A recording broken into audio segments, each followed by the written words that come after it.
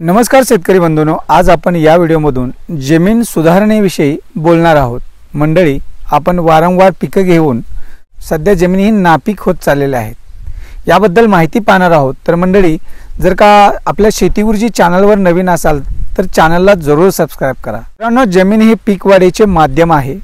आपल्या सर्वांची उपजीविका ज्या जमिनीवर अवलंबून असते त्या जमिनीची स्थिती सुधारणे आता फार आवश्यक झाले आहे। आपल्याकडील जमिनी शारपड व चोपण होण्याची समस्या वाढली आहे, त्यामुळे शक्य तितक्या लवकर जमीन सुधारणा करणे हा त्यावरील उपाय आहे। त्यासाठी एकात्मिक पद्धतीचा वापर करणे गरजेचे राहणार आहे। जमिनीची माती, सेंद्रिय पदार्थ, हवा, पाणी, चारा प्रमुख घटक आहेत। पिकांच्या निकोप वाढीसाठी मातीचे प्रमाण 45%, सेंद्रिय पदार्थाचे 5%, तर हवा आणि पाणी यांचे 25% प्रमाण जमिनीत असावे लागते। त्याचबरोबर जमिनीत अन्नद्रव्यांचे प्रमाण मुबलक असावे लागते। तसेच अन्नद्रव्ये उपलब्ध होतील अशा अवस्थेत असावी लागतात। जमिनीतील सेंद्रिय पदार्थ हे अनेक जीवाणूंचे खाद्य असते।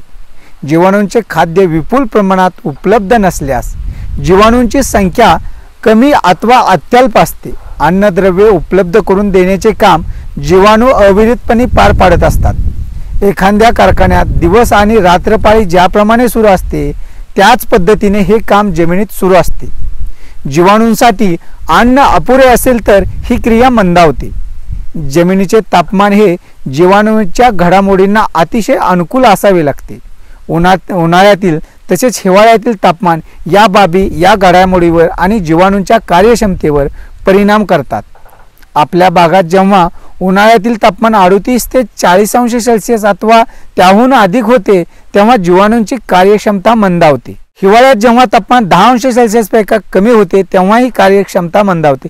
एकूणच बदलते हवामान आणि त्यानुसार होणारे बदल हे पिकावर आणि त्यांच्या क्रियाशक्तीवर परिणाम करतात। मित्रांनो, या साऱ्या बाबी जमिनीच्या वातावरणावर अवलंबून असतात, त्यामुळे हवामानाचे परिणाम स्पष्टपणे पिकांच्या वाढीवर आणि उत्पादनावर परिणाम करताना दिसतात। उन्हाळी हंगामात जसे तापमान वाढते तसे मातीचे तापमान वाढते। मातीच्या खोलीवर या सर्व बाबी इतर हंगामातही अवलंबून असतात। अति उथळ जमीन, उथळ जमीन, मध्यम खोल आणि खोल जमीन असे खोलीवरून जमिनीचे प्रकार पडतात। अति उथळ आणि उथळ जमिनीची खोली 7 सेंटीमीटर ते 22 सेंटीमीटर असते। अशा जमिनीत पाणी साठवण्याची क्षमता बेताचीच असते, त्यामुळे पिकांच्या पेरणीनंतर पावसात खंड पडल्यास ओलावा संपुष्टात येऊन पिके कोमेजून मृत पावतात। तीच परिस्थिती मध्यम प्रतीच्या 30 ते 60 सेंटीमीटर खोल जमिनीत पावसातील खंडाचा काळ वाढल्यास होते।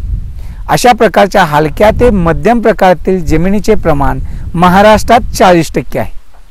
त्यामुळे अशा जमिनींसाठी संरक्षित पाण्याची राज्याला फार मोठी गरज आहे। किंबहुना संरक्षित पाण्याची सोय नसल्याने आणि पावसात मोठा खंड पडल्यास अजैविक ताण व्यवस्थापनाशिवाय पर्याय उरत नाही। काही वेळा पावसातील खंड मोठे असल्यास याच क्षेत्रात दुबार पेरणी करावी लागते आणि शेतातील पिकांचे उत्पादन कमी होते आणि शेती फायदेशीर होत नाही। उन्हाळ्यातील तापमान वाढ ही जमिनी खारवट आणि चोपण होण्यास कारणीभूत ठरत आहे। जमिनीतील पाण्याची वाफ होऊन जमिनीतील पाणी जमिनीच्या पृष्ठभागावरून निघून जाते, त्यावेळी त्या पाण्याबरोबर जमिनीतील क्षार पृष्ठभागावर साचतात। सुरुवातीच्या काळात जमिनी खारवट आणि दुर्लक्षित केल्यास त्या चोपण होतात।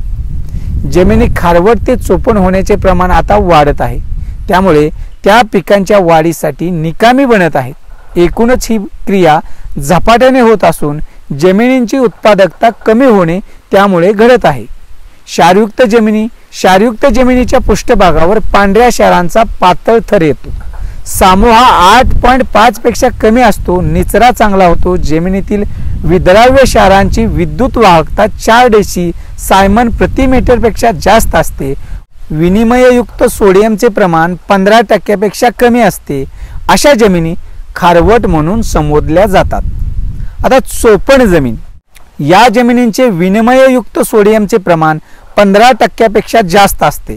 विद्राव्य क्षारांची विद्युत वाहकता 4 डेसी सायमन प्रति मीटर असते व सामू 8.5 ते 10 पर्यंत असतो.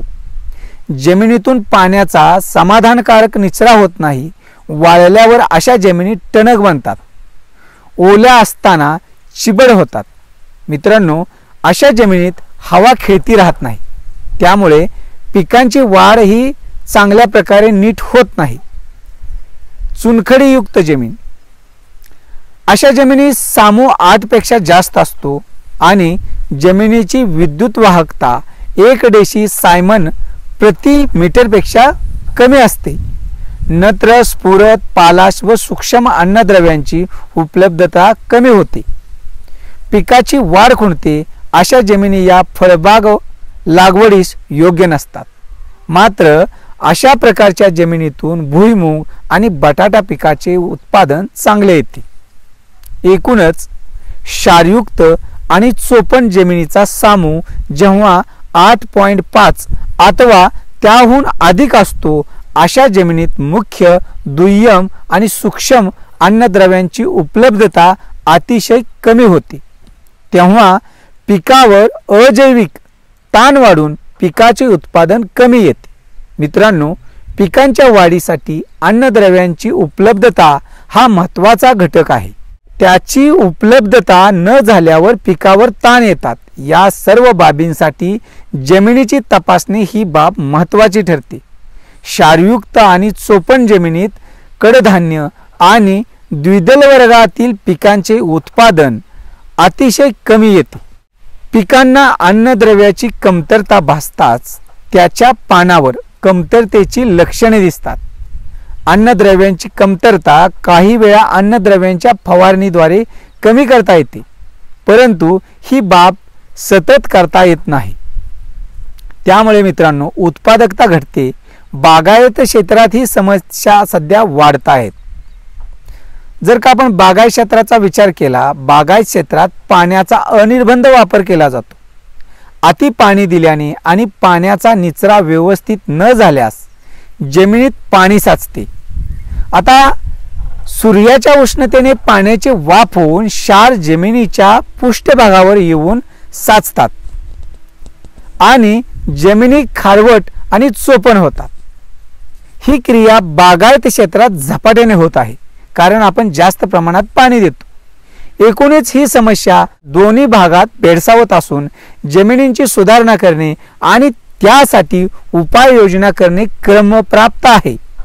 तथापि बऱ्याचदा या सर्व बाबी दुर्लक्षित केल्या जातात आणि त्यामुळेच खतांचा वापर वाढूनही उत्पादन वाढत नाही, असे चित्र स्पष्टपणे दिसते. ही बाब अन्न सुरक्षेच्या दृष्टीने अतिशय घातक असून त्याकडे भविष्य काळात दुर्लक्ष केल्यास अन्नधान्य उत्पादनाचा मुख्य स्रोत बिघडून जाईल आणि त्यात सुधारणा करण्यासाठी अधिक वेळ लागेल. मंडळी, देशभरात क्षारपड आणि चोपण जमिनींचे क्षेत्र सुमारे 70 लाख हेक्टर आहे. महाराष्ट्राचा विचार केला तर ते 4.14 लाख हेक्टर आहे. त्यात सांगली, सातारा, कोल्हापूर, अहमदनगर, सोलापूर, अमरावती या जिल्ह्यात ते अधिक आहे. विदर्भातील पूर्णा नदीच्या दोन्ही काठावरील अंदाजे 46,600 चौरस किलोमीटर पसरलेल्या क्षेत्राची समस्या खारपट्ट्याने वेढली आहे. या बाबीकडे दुर्लक्ष केल्यास अन्यत्रही असे चित्र निर्माण होण्यास फार वेळ लागणार नाही. मंडळी, जमीन सुधारणा हा या समस्येवरील उपाय असून सध्याच्या परिस्थितीत सेंद्रिय खतांचा वापर कमी होत असल्याने या समस्येची व्याप्ती वाढत आहे. त्यासाठी 3 वर्षातून एकदा ताक किंवा धायच्या हे हिरवळीच्या खताचे पीक घेऊन ते जमिनीत नांगरटीनंतर गाडल्यास जमिनीतील सेंद्रिय पदार्थांचे प्रमाण वाढण्यास उपयुक्त होईल. मंडळी, जमिनीतील पाण्याचा निचरा व्हावा म्हणून योग्य अंतरावर चार काढणे अथवा सच्छिद्र पाईपाद्वारे पाण्याचा निचरा करणे आवश्यक ठरणार आहे. अशा प्रकारे जमीन सुधारणेकडे लक्ष देणे गरजेचे आहे. तर मंडळी, हा व्हिडिओ आपल्याला कसा वाटला जरूर कमेंटमध्ये कमेंट करून कळवा. धन्यवाद.